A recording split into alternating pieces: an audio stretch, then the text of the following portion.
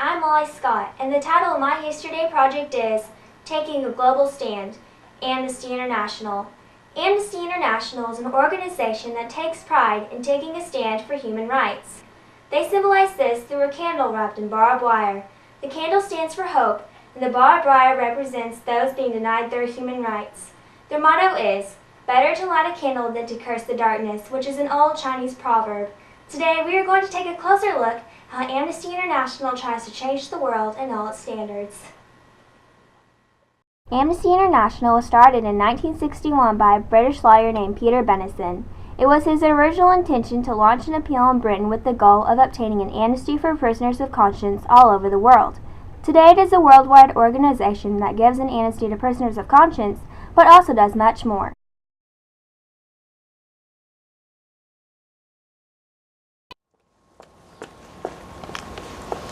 Today, I'm at the University of Tulsa, and I'm about to sit in on a meeting of a local chapter of Amnesty International.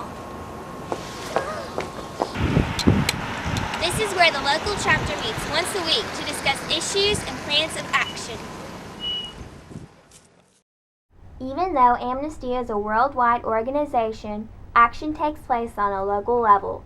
Every semester, the Tulsa chapter of Amnesty International adopts specific goals.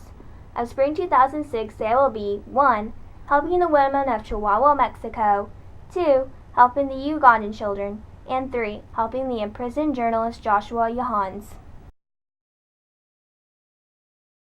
In Chihuahua and Juarez, Mexico, and what's going on there is there's been almost 400 women since 1993 that have been murdered and disappeared in this one place in Mexico.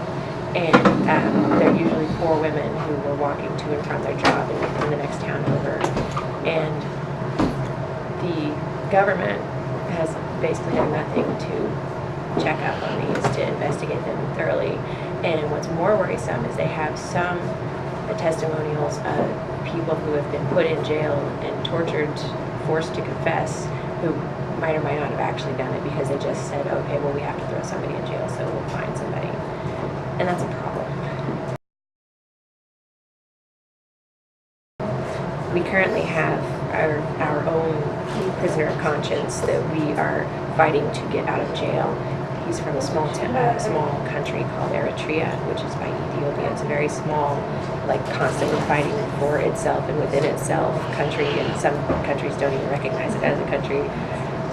And their freedom of press basically says you can print whatever you want as long as it's not bad against the government, as long as the government agrees with it, etc. And Mr. Johannes had his own little newspaper and basically said the government is not doing what it should be doing. It's not representing the people, etc., etc. And he got thrown into jail along with several other journalists.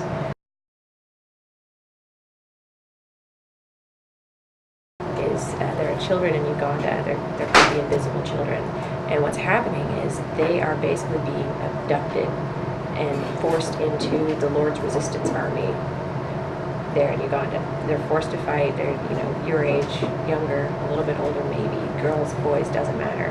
And they are fleeing from their villages into the urban areas at night to sleep because it's not safe to sleep out in the bush where they live.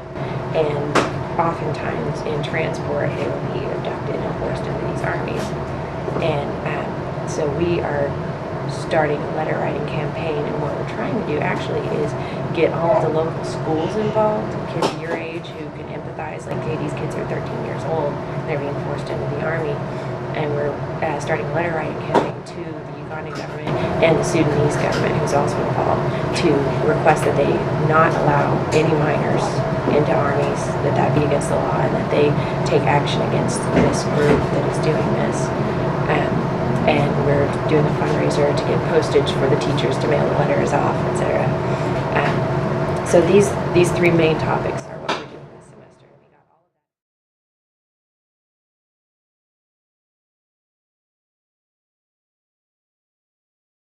that. Is fights for human rights all over the globe, and the full spectrum of human rights, whether it's women's rights or gays' rights or against the death penalty and torture and children's rights. They're really big on that.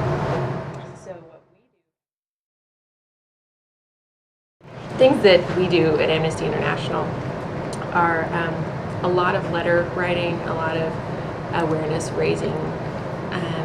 We write various governments and ambassadors and consulates and our representatives here in the States and ask them, excuse me, to, here in the States, we ask them to put pressure on other governments to rectify human rights breaches and things like that.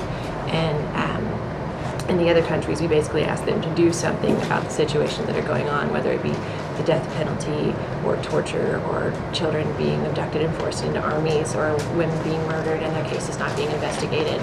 Those are things that we think deserve to be fixed and addressed. Successes that Amnesty has had so far, I mentioned earlier we have a prisoner of conscience for the entire southern region that we are all writing for. And last year there were 5 prisoners of conscience that, of those 5, 3 of them, 60% success rate, were freed from prison, and at least partially as a result of the letter writing campaigns.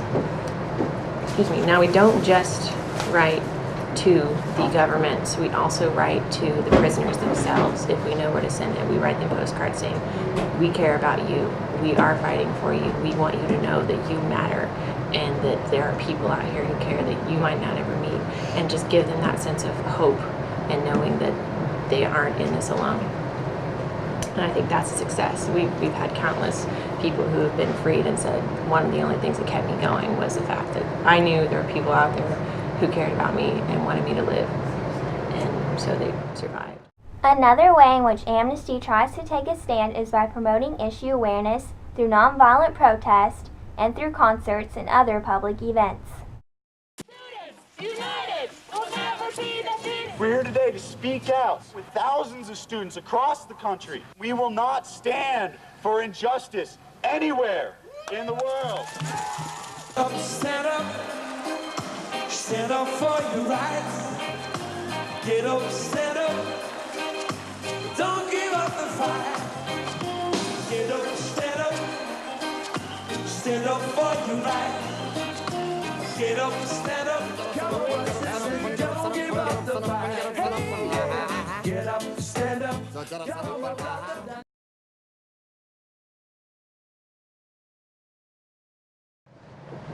The answer to the question is we are extremely unpopular with the Bush administration. I mean, because we call them on things like the no trial detention for years and years of hundreds of men in Guantanamo Bay, and things like, I mean, the torture scandal in Abu Ghraib. Basically, I mean, we stand for human rights, we stand for fair trials for all political prisoners, including those who have used violence. And consequently, the whole thrust of the changes in U.S. foreign policy and domestic policy with enemy combatants and so on since 9/11 is something that, I mean, we just find absolutely abhorrent. I think that the greatest challenge for Amnesty International is awareness.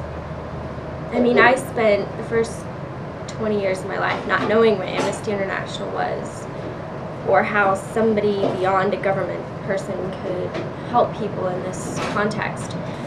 So I think it's just making sure that people know that there are ways in which they can help other people around the world.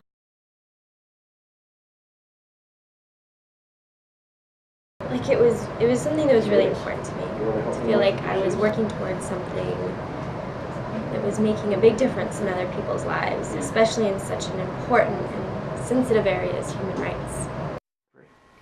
Today, we have looked at Amnesty International and the stance they take, what they do to fight for human rights, and how to get involved. I hope you have enjoyed my History Day presentation.